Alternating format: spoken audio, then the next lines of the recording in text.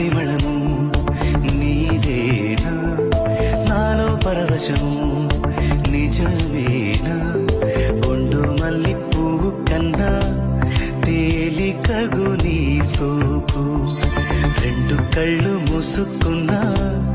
లాగు మరి నీ వైపు సొగసును చూసి పాడగా ఎలా కనులకు మాట రాదుగా అలా